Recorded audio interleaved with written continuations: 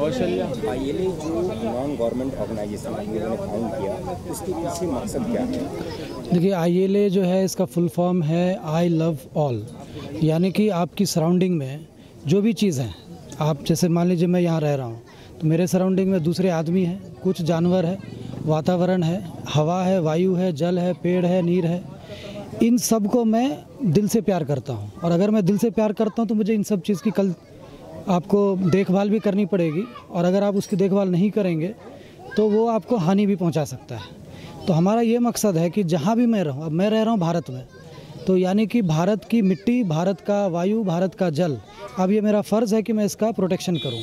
और भारत के लोग और भारत के लोगों से जुड़ी हुई संस्कृति, जुड़ी हुई खान पीन, जुड़ा हुआ पहनावा, इन सब चीज़ पे भी मैं लोगों को अवेयर कराऊँ अगर जाता जा रहा है। तो हम ये क्या करते हैं कि जैसे अब हमारे 4 मेन स्तंभ हैं, पॉलिसीज़ हैं। पहला है कि कल्चर एंड एजुकेशन।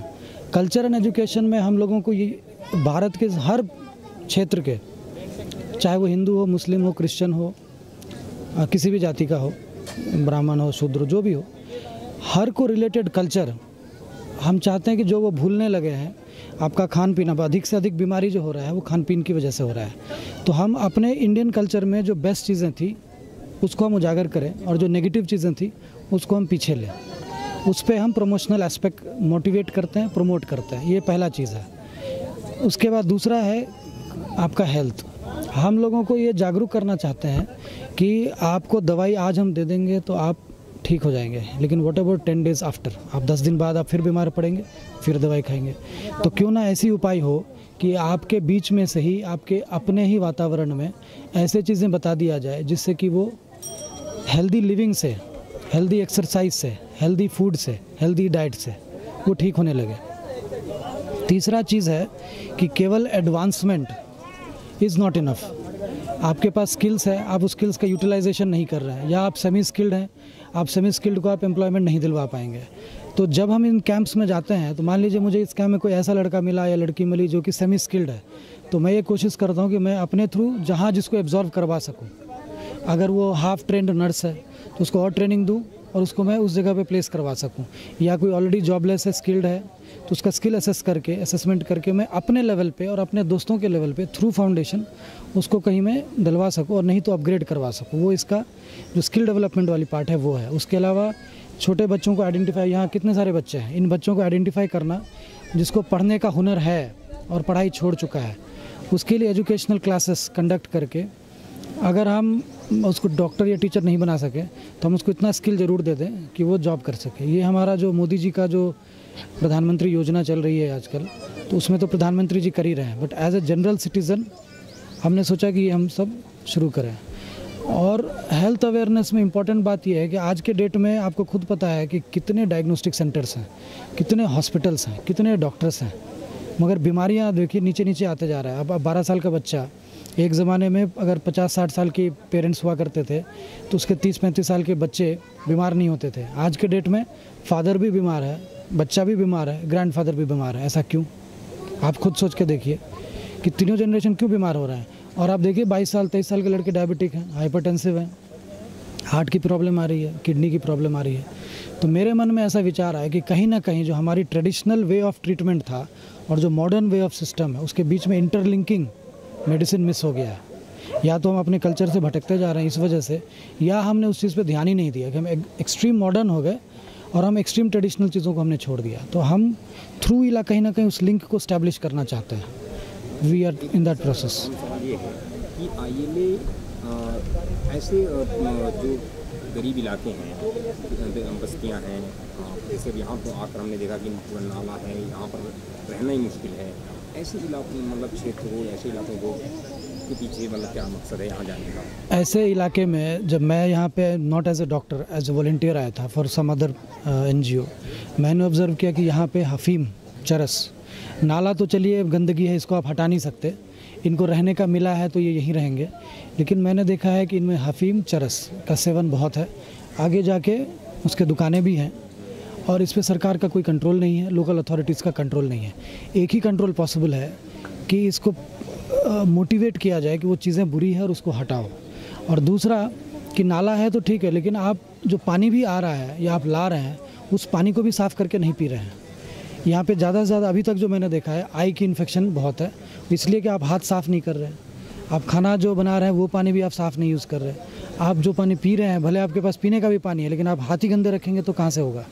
तो वो अगर हम उस चीज़ पे बल दें कि गंदगी बाहर छोड़िए, आप अंदर गंदगी मत करिए, घर के अंदर और आप आसपास वही इला है ना सराउंडिंग, आप सराउंडिंग में गंदगी मत करिए, अपने आप को बचाइए, दूसरे बच्चे को बचाइए, तो वो बीमारियां धीरे धीरे दूर जाएंगी। और एजुकेट करके एटलीस्ट, देखिए जो ऑलरेडी एडल्ट हो चुके हैं उसको मैं चेंज नहीं कर पाऊंगा, लेकिन जो छोटे बच्चे हैं 8 साल 9 साल 10 साल, उसको तो इन चीज़ों से बचा सकता हूँ। और जितना मोटिवेट करके एजुकेट करा सकता हूँ उतना करके बाकी जो योजनाएँ हैं सरकार की उसमें उनको एनरोल करिए। हमारी टीम ने यहाँ पर आए कई पेशेंट से बात की, इनमें से माइनॉरिटीज़ क्लास की कई महिलाएं हैं और वो आपके अभियान की काफ़ी सराहना कर रही हैं और इवन उसमें बढ़ चढ़ कर हिस्सा लेने की भी बात कर रही हैं। तो उसकी उनको कैसे आप एक साथ लेकर चलेंगे? हमारा देखिए, जब हमने जो टर्म रखा है ना आई लव ऑल, जैसे मैंने कह दिया, तो मेरे नज़र में तो ना हिंदू, ना मुस्लिम, ना क्रिश्चियन, ना सिख, ना अमीर, ना गरीब, मेरे ऐसे कई सेंटर्स हैं। ये तो आप समझिए कि एक स्लम है जहाँ पे कि इनको चाहिए जागरूकता, लेकिन मैंने अच्छे सोसाइटीज़ में भी देखा है कि पढ़ा लिखा भी अच्छा होगा, लेकिन सिंपल कॉमन जागरूकता नहीं है। वहाँ पे अल्कोहल स्मोकिंग को लेके है। तो जब हमने टर्म रखा है आई लव ऑल, तो इसमें तो हमारा कोई भी आए हम उसको शामिल करते हैं, उसको एज ए वॉलंटियर रखते हैं। और उसमें कई लोग हैं जो वॉलंटियर्स हैं, वो हमें किसी चीज़ और में हेल्प करते हैं, लोगों को मोटिवेट करने में, बुलाने में घरों से। और कल को अगर हमारा यहाँ पे बनता है सेटअप तो हम उसको और चीज़ों में एनरोल करेंगे।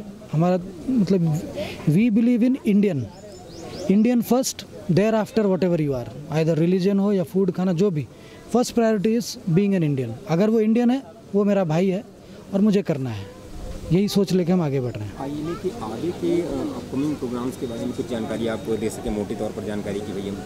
आगे हमारा देखिए, अभी it is too early to say, but right now हमने ये सोचा है कि मोदी जी का जो अभियान है ना, एक विलेज को गोद लेने वाला, तो MP MLA तो कर ही रहे हैं, लेकिन एज ए सिटीज़न मेरा भी फ़र्ज़ है। अगर मैं चाहता हूँ कि मेरा देश अमेरिका बने और मैं घर में सोते रहूँ तो नहीं बनेगा, तो जब तक मैं खुद भी पार्टिसिपेट ना करूँ। तो मैंने उस दिशा में सोचा है कि जैसे ये स्लम है, इसको एजुकेशन की कमी है, टॉयलेट्स की कमी है, इसको रोड्स की कमी है, इसको बिल्डिंग में थोड़ी बहुत सुधार की दिक्कत है, हम इसी पे फोकस करेंगे फॉर नेक्स्ट 6 to 8 months। मतलब वी आर टारगेटिंग कि हम विलेजेस, स्मॉल स्लम्स को अनदर 6 months में एजुकेशन प्रोवाइड करें, इलेक्ट्रिफिकेशन में जितना मदद कर सकें और लोगों की अपनी सोच में हम परिवर्तन ला सकें रिगार्डिंग सफाई, regarding Indian culture, regarding food, regarding dresses और regarding doctor and awareness programmes. Health को हम वेल्थ वास्तव में बनाना चाहते हैं, यही हमारा टारगेट होगा। हम स्मॉल स्टेप्स लेंगे, फ्यूचर 10 साल का मैंने अभी नहीं सोचा है, अभी केवल अनदर 6 months का हमने टारगेट लिया है कि इस पर्टिकुलर एरिया को 6 से साल भर में इस जगह के लोगों को इतना मालूम होना चाहिए कि डायबिटीज़ क्या है, क्यों होता है, कैसे होता है, हार्ट अटैक क्या है, कैसे होता है, क्यों होता है, पहचान क्या है, और नियरेस्ट हॉस्पिटल कहाँ उनके लिए सुविधा मिल सके कि वो हॉस्पिटल उसको कहे कि हाँ आप आइए यहाँ इलाज कराइए। अभी हम केवल इस पे देंगे और सफाई पे कि साफ़ रखना, साफ़ खाना, साफ़ पहनना और मन से साफ़ रहना, तन से और मन से, ये दोनों चीज़ों पे ध्यान देंगे।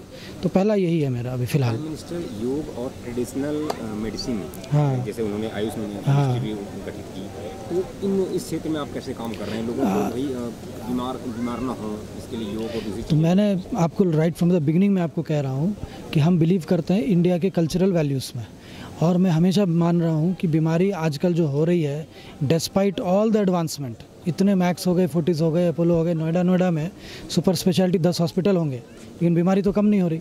तो कहीं ना कहीं वो हमारा जो कल्चरल गैप है ना, जो खाना पीना, आज के लोग, पुराने ज़माने का जो रंग रूप था कि चावल होगा, रोटी होगा, सब्जी होगा, अचार होगा, मिर्ची होगा, तेल होगा, घी होगा, उन सब में हट चुके हैं।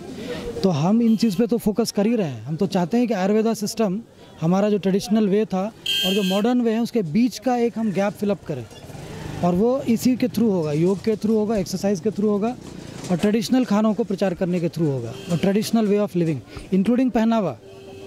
हम तो उस पर फोकस कर ही रहे हैं। Thank you.